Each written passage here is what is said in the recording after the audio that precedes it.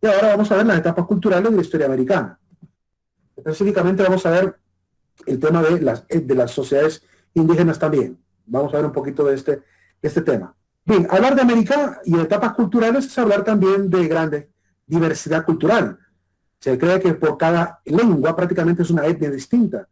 Hay una gran cantidad de etnias. Solo en Honduras hubo demasiados dialectos, varias etnias con muchos dialectos, casi pertenecientes todas a una familia. Es decir, que tienen un origen también, es decir, tienen un origen macrochipcha, olmeca, que vinieron obviamente a fundar las etnias de Honduras. Así que hay algunas etnias que vinieron del norte y otras etnias que vinieron del sur.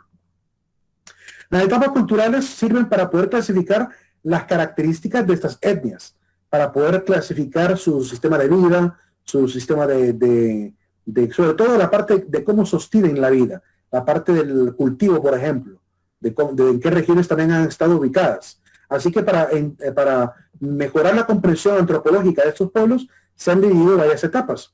La primera etapa o área cultural es la área cultural, de Mesoamérica, que abarca básicamente las culturas de los aztecas, los mayas, los toltecas, los olmecas, los zapotecas, los mixtecas, ¿verdad? Y están ubicados en toda esta zona que aparece representada en color verde, desde la parte central norte de México, mejor dicho, la parte norte de México, hasta la parte central, toda la América central de Guatemala, la parte central baja de Honduras, ¿verdad? Hasta llegar a Costa Rica, hasta más o menos por ahí.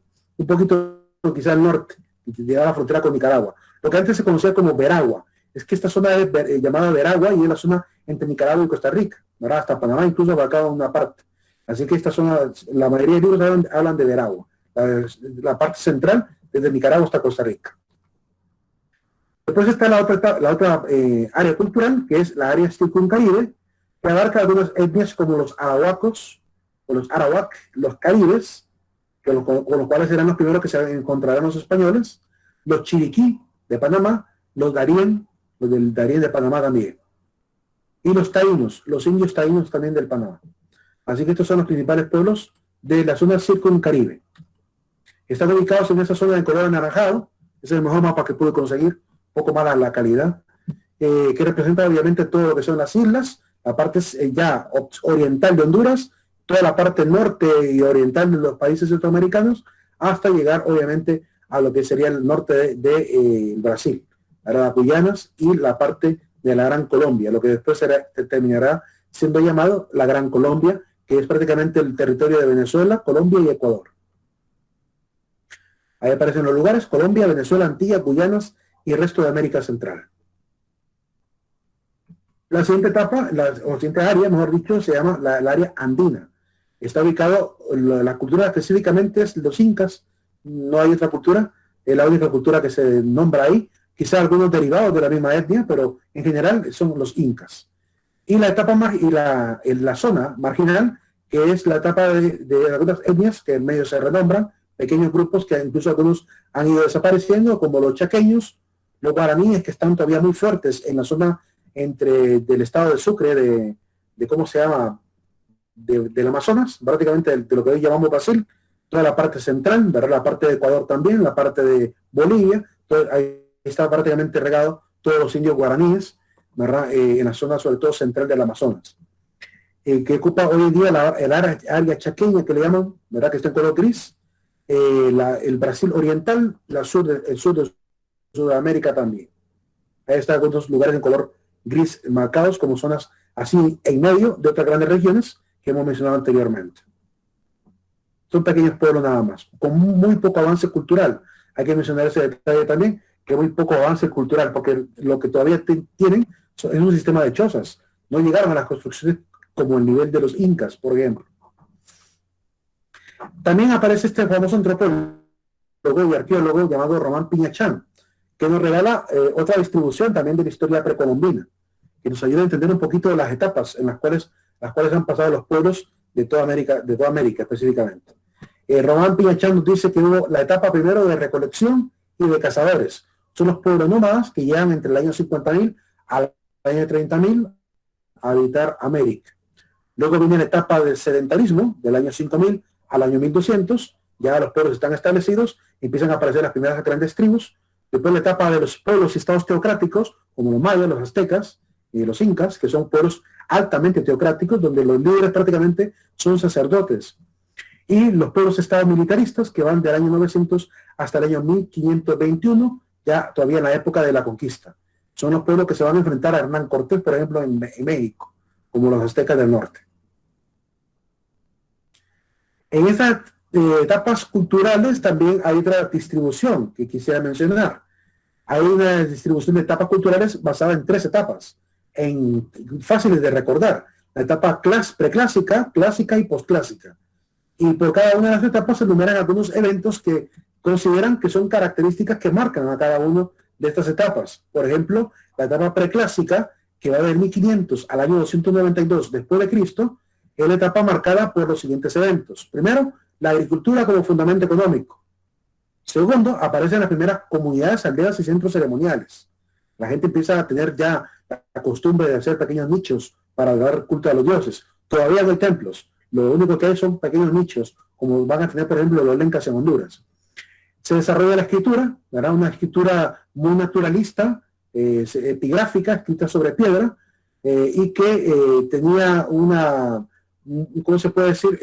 Eran símbolos polisémicos, podían simbolizar una letra, una palabra e incluso una frase. Se usaban los primeros calendarios solares, también van a aparecer ya después, en la época siguiente, los calendarios lunares, dedicados a la parte religiosa. Inicialmente lo único que eran para marcar el tiempo de la cosecha. Nace la sociedad jerarquizada, una jerarquía muy simple, nobles, sacerdotes, guerreros y pueblo, muy simple. Fundación de Teotihuacán, como un evento histórico también que marca este periodo, la famosa ciudad azteca de Teotihuacán. Después aparecen en la época clásica, del año 292 al año 900, otros eventos. La época militarista, como los grandes imperios de aztecas, también los mayas van a tener un gran imperio, sobre todo en el lado de Yucatán. Tikal se convierte en la primera ciudad maya, la primera gran ciudad maya, y realmente era muy hermosa. Por lo que he podido ver en algunas animaciones, era tremendo centro de cultura y de política. Ocopán era más un centro ceremonial, era más un centro para la parte del culto. Por eso estaba un campo de pelota acá. Venían a jugar prácticamente para luchar las fuerzas del bien contra el mal. Hay un gran desarrollo de la agricultura en esta época, el aumento de la tecnología, también de las armas. Hay intensificación del comercio, aparece el trueque con el cacao, ¿verdad? Que se utiliza como moneda prácticamente para poder comercializar, sobre todo en el mundo maya.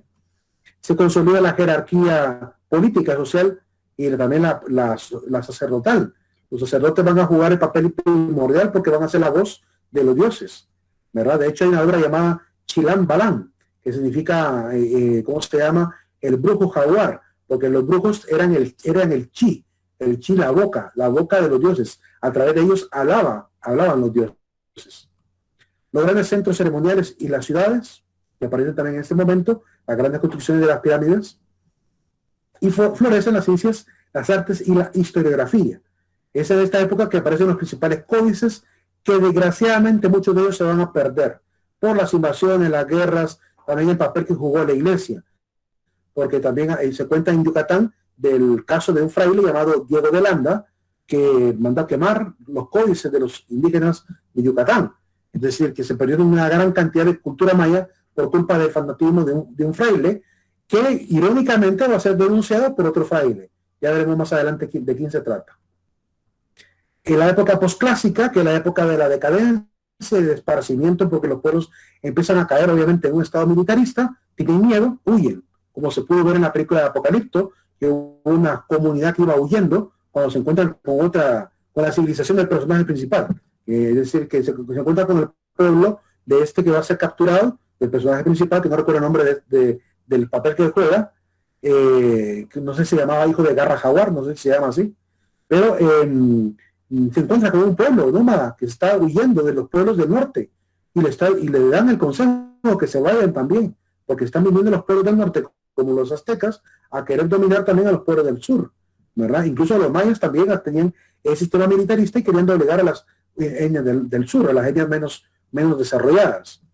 Las ciudades mayas comienzan a ser abandonadas poco a poco pues también por la hambruna, por muchas causas. Ya voy a mencionar las posibles causas del por qué dejan toda la ciudad de mayas. Hay muchas posibles explicaciones.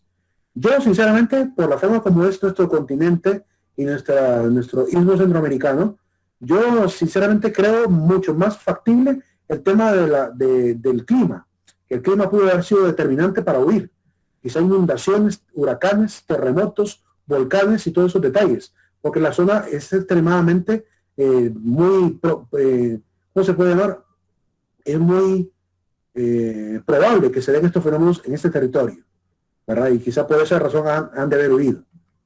Chichén Itzá aparece como una ciudad abandonada, ¿verdad? Por los toltecas, llegan los mayas y fundan prácticamente ahí la famosa Mayapán, ¿verdad? Chichén Itzá.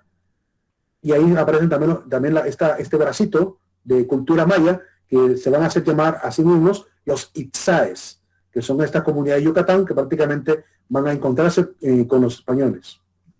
Aparece obviamente Mayapán en el año 1283, fundan Mayapán ahí donde se quedaba la zona yucateca, la capital de Yucatán, y Mayapán era abandonada después en 1441 por una rebelión. Con los gobiernos del norte, miren que en esta época todavía no habían venido los españoles, y los indígenas empezaron a abandonar los centros antes de que los españoles vinieran. Así que los españoles no exterminaron todas las culturas, ya estaban autoexterminándose ellas mismas. Más adelante voy a leer un fragmento de alguien que compara la historia de los mayas casi como esa famosa serie de HBO que se llama Juego de Tronos. Dice que la historia maya es como Juego de Tronos de América, porque son diferentes reinos chiquititos peleando el poder unos con otros, hablando de matrimonios, hablando de convenios, de acuerdos, insultándose un rey con otro rey, ¿verdad? Entonces esa historia trágica de los mismos pueblos que habitaban acá. Así que sí va a haber alguna matanza, sobre todo en el lado de los aztecas, ¿verdad? Va a haber unas guerras, incluso los mismos indígenas se van a unir a Hernán Cortés para entrar en lucha con ellos, que estaban quizá hartos del poder de los aztecas de la famosa Tenochtitlán, ¿verdad? Y van a intentar conquistar esta zona, ya con Hernán Cortés. Pero, como digo, ya habían indígenas del lado de Hernán Cortés, gente que quería librarse de estos reinos. Entonces ya había, como digo, enemistad entre los pueblos. En 1517 llegan los españoles a Yucatán y se encuentran con los Itzáes. Y en 1524 Hernán Cortés se encuentra, ¿verdad?, con los Itzáes, establece una relación comercial con ellos, de confianza, ¿verdad? Luego viajan a Tenochtitlán, le hacen la jugada a Moctezuma y se queda obviamente dominando toda esa zona. Y digo, le hace la jugada a Moctezuma porque Moctezuma les dio un buen recibimiento, les dejó dormir, les dio comida, les dio mujeres, y a pesar de ello le mordieron la mano los españoles, ¿verdad? Y terminaron pues derrocándolo del poder. Se cae prácticamente el antiguo imperio de los aztecas por esta intromisión de los españoles.